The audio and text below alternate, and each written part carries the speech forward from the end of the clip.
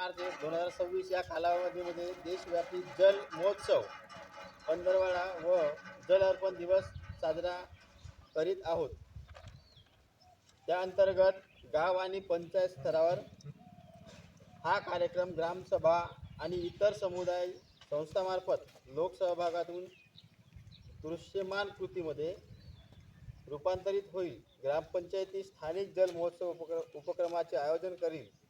पिण्याच्या पाण्याच्या सेवांचा आणि जलस्रोतांच्या स्थितींचा आढावा घेईल. पाण्याची गुणवत्ता तपासणी करील.